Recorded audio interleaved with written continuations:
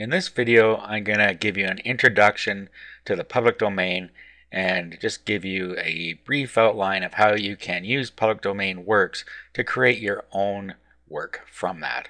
I'm going to speak specifically about ebooks, but there's many other things in the public domain such as art, software, you name it, it's here.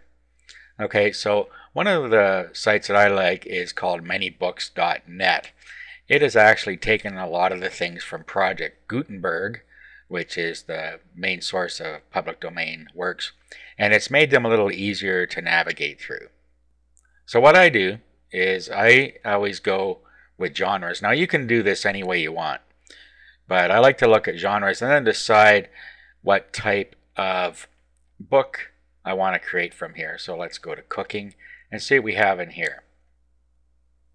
Okay, so you can look through these until you find something that looks interesting to you and that you might want to create a product from. Okay, so let's say we were going to create a vegetarian cookbook. So you go into the product here and you get some information here. Up top you have the original author, the date it was published, language it's published. You see how long it is here. This is the number of words, the number of pages, location. Of course, the genre we already know, how many times it's been downloaded, when it was added to this site, and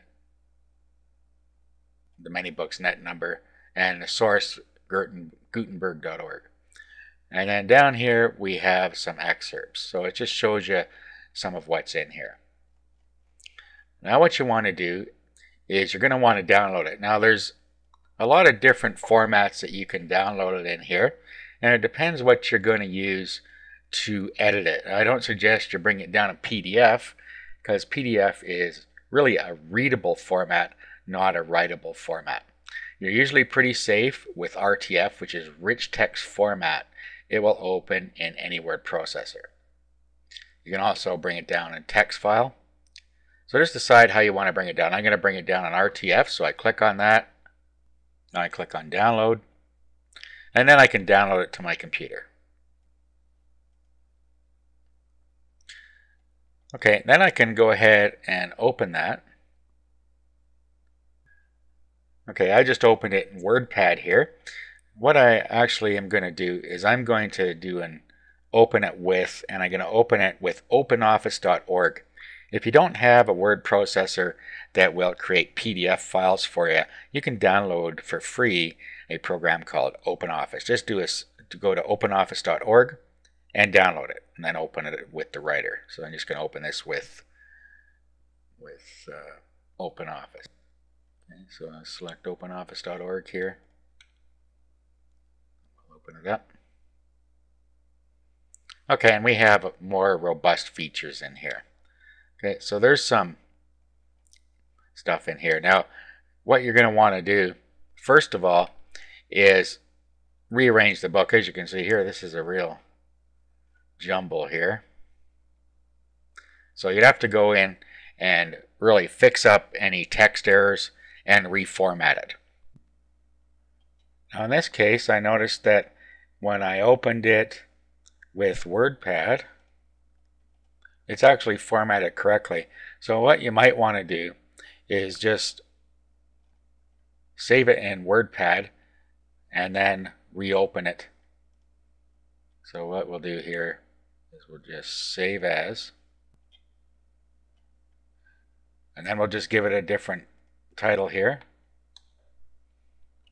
So let's call it Cookbook.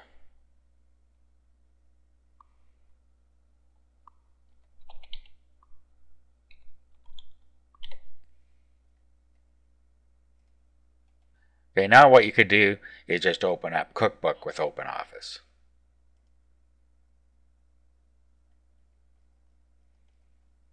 Okay, and as you can see, it has straightened out the formatting for us. So then we could continue with editing the ebook. Okay, so what you're going to want to do at this point is go through it, see if there's anything that you want to change. There likely is.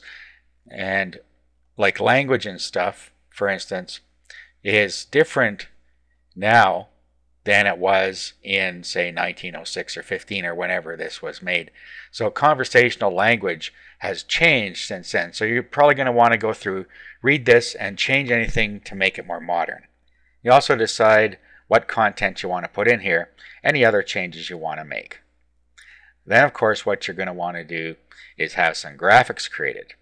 Okay, the graphics, you can put pictures in with the recipes, for instance. You need a graphic for the book, and you're going to need a graphic for the website you're going to sell it off, if you are in fact going to sell it off a website.